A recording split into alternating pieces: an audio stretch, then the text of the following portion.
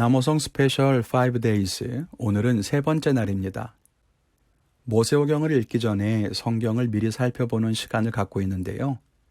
첫째 날은 모세오경의 전반적인 이야기와 이스라엘의 12지파에 대해서, 그리고 둘째 날에는 레위기에 나오는 제사에 대해 살펴봤습니다. 이번 시간에는 레위기에 나오는 성막과 기구들에 대해서 설명을 드리려고 합니다. 여러분, 성막이 무엇입니까? 이건 천막, 즉 텐트를 의미하는 말이죠. 그런데 일반 백성들이 거주하는 천막과 구분하기 위해서 거룩한 천막이다. 그래서 성막이라고 부르는 거예요. 그럼 왜 성막을 지어야 했을까요? 하나님이 집에 사시는 것도 아닌데 말입니다. 그 이유는 바로 언약궤 때문이에요. 그래서 먼저 언약궤에 대해서 설명을 드리도록 하겠습니다. 언약궤는 이스라엘이 가장 신성시했던 물건이었습니다. 시띠임나무로 만들어서 그 겉을 금칠을 했는데요. 이 시띠임나무는 조각목 혹은 아카시아 나무라고 번역하기도 합니다. 이 궤 안에는 십계명을 새겨놓은 돌판 2개, 광야에서 양식이 되었던 만나를 담아놓은 금 항아리, 그리고 아론의 싹이 난 지팡이를 넣어 두었고요. 그 언약궤 위에 금으로 만든 뚜껑을 덮어 놓았는데 이 뚜껑 양쪽에 천사 모양을 한 조각상이 있었습니다.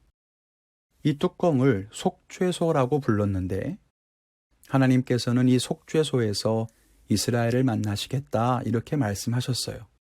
그래서 언약궤는 하나님의 임재를 상징하는 가장 중요한 물건이었죠.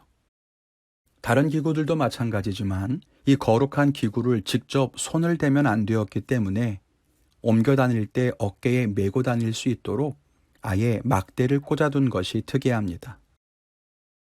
그런데 여러분, 이 언약궤가 하나님의 임재를 상징한다고 했잖아요. 그런데 언약궤를 메고 이동할 때는 괜찮은데 밤이 되어 머물거나 아니면 오랜 시간 한 자리에 머물러야 할 때 언약궤를 그냥 광야 한가운데 둘 수는 없잖아요. 그래서 만들라고 하신 것이 바로 성막입니다. 언약궤를 모실 천막이 필요했던 거예요. 이해가 되시죠? 그래서 언약궤는 하나님의 임재를 상징하고 그 언약궤를 모셔놓은 성막도 하나님의 임재를 의미하게 되는 겁니다. 이제 성막을 살펴볼까요? 성막은 말씀드린 것처럼 언약궤를 두는 하나님의 임재를 상징하는 그런 의미도 있고요. 하나님이 계신 곳에서 제사를 드리는 기능도 했습니다. 그래서 이곳을 하나님을 만나는 곳이다. 그래서 회막이라고 부르기도 했습니다. 이 성막 자체는, 즉 텐트 자체는 길이가 13m, 폭이 4.5m 정도의 텐트였지만 성막을 두르고 있는 울타리까지 포함하면 길이가 45m, 폭이 23m 정도가 되었습니다. 그러니까 성막이 있었고 그 바깥에는 성막의 바깥이지만 울타리 안쪽에 공간이 있었던 거죠.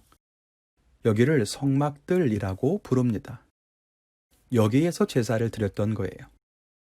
그래서 어떤 때는 성막 그러면 텐트로 된 부분을 가리키기도 하지만 보통은 성막 그러면 울타리로 두른 이 넓은 부분을 다 성막이라고 부르기도 합니다.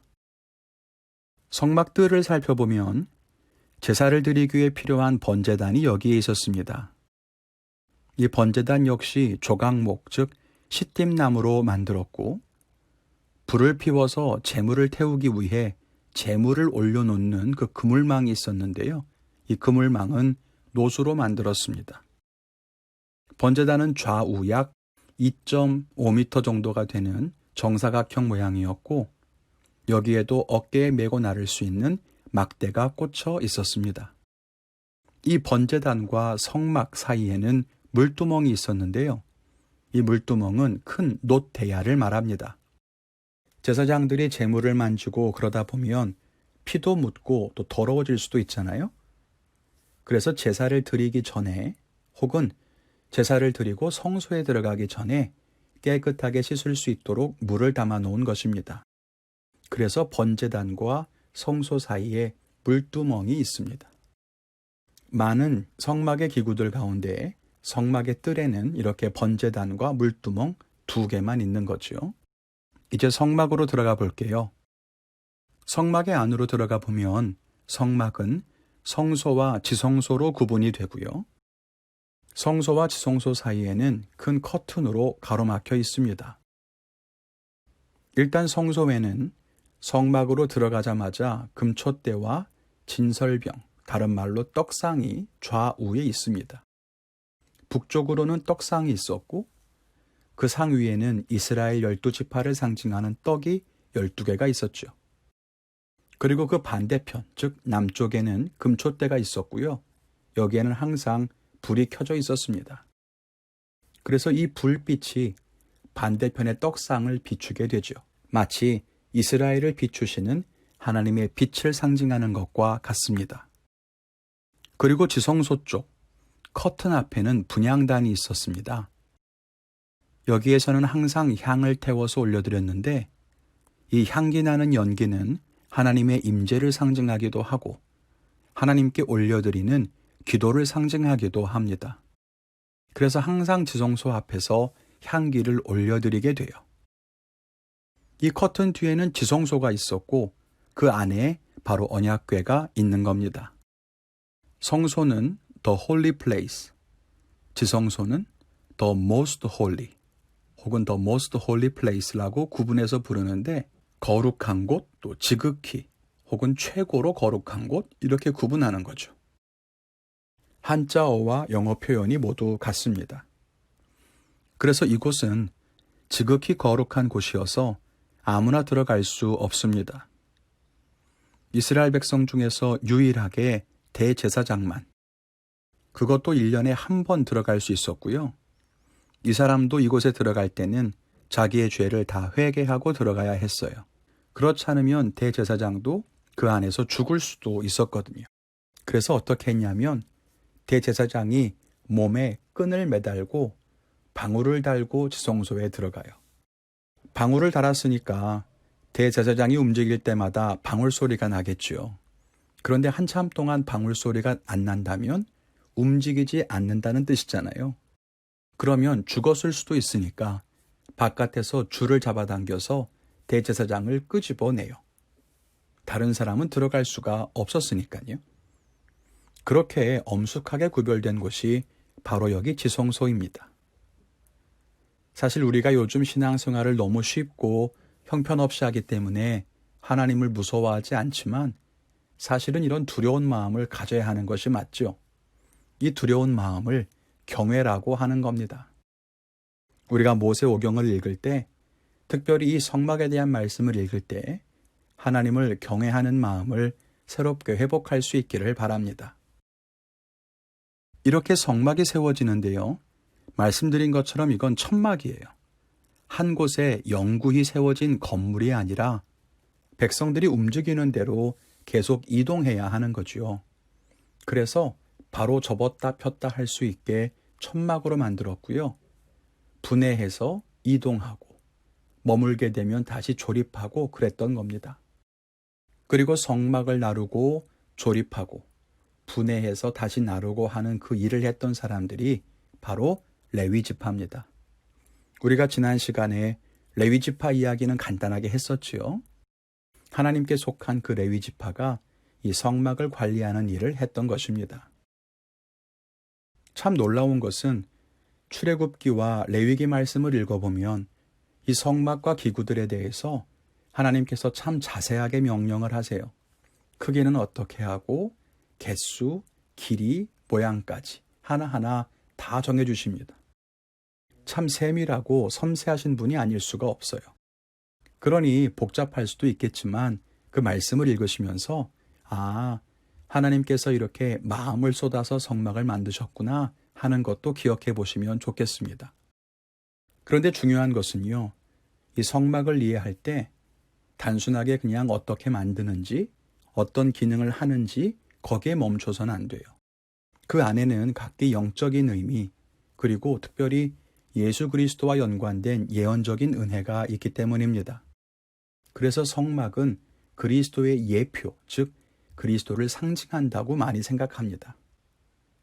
먼저 성막의 울타리는 세상과 구별되는 삶을 상징하죠. 광야의 황무지인 것은 다 같아요. 울타리 안이나 울타리 밖이나 다 똑같은 광야죠. 그런데 한 걸음 차이일 뿐인데 울타리 안쪽은 거룩한 곳이라고 해서 성막이라고 부른단 말이에요. 이 한 걸음의 차이, 이 한 걸음을 내딛어서 성막으로 들어오는 그 결단이 결국은 세상과는 다른 삶을 살게 하죠. 우리 성도님들이 날마다 이 은혜의 뜰에 머무시기를 기도를 드립니다. 또 뜰에 들어오면 번제단이 있죠. 우리의 죄를 대신해서 제물을 드려 회개하고 헌신과 감사의 제사를 드리는 곳이죠. 우리의 죄를 위해 제물 대신 예수 그리스도의 죽으심과 닮았습니다. 그 앞에 물두멍은 우리의 더러움을 씻어주시는 은혜와 닮았고요. 성소에 들어가기 전에 제사장들이 물두멍에서 자기를 씻은 것처럼 우리가 하나님이 계신 거룩한 성소에 나아가려면, 우리가 하나님께 날마다 가까이 가려면 예수님의 죽으심으로 우리의 죄가 씻음 받기는 했지만 날마다 이렇게 회개하는 삶을 살아야만 하는 겁니다.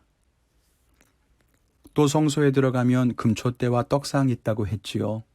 금초대는 우리를 비춰주시는 빛 되신 그리스도를, 떡상은 우리를 먹이시는 하늘의 떡이신 그리스도를 떠올리게 합니다. 그리고 분향단은 하나님께 올려드리는 기도라고 했죠. 우리를 위해 날마다 중보하시는 예수님의 은혜를 기억하게 됩니다. 그러니까 성막은 단순하게 출애굽 광야 시대에 이스라엘 백성들만 본 것이 아니에요. 지금도 우리 삶의 그 은혜는 이어지고 있고 우리는 그 은혜로 살고 있다는 것을 알아야 합니다. 하나님께서 왜 성막을 만드셨을까요? 하나님이 계실 곳이 없어서였겠습니까? 아니죠. 하나님은 하늘을 보좌 삼고 우주를 지붕 삼으실 수도 있어요. 그런 분이 왜 굳이 언약궤를 만들라고 하고 그 좁은 뚜껑 위에서 이스라엘 백성들을 만나주시겠다고 하셨을까요? 왜 굳이 언약궤를 둘 수 있게 성막을 지으라고 했을까요? 왜냐하면 하나님께서는 이스라엘 백성들 가운데 거하시길 원하셨기 때문입니다. 이스라엘 백성들이 광야에서 40년 연단받습니다. 때로 환경에 지치기도 하고 대적들로 인해 두려워하기도 하면서 광야길을 걸어가죠. 원망할 수도 혹은 불평할 수도 있었을 거예요. 그렇지만 기억해야 하는 것은 하나님이 날마다 그들 중에 함께 계셨다는 사실입니다.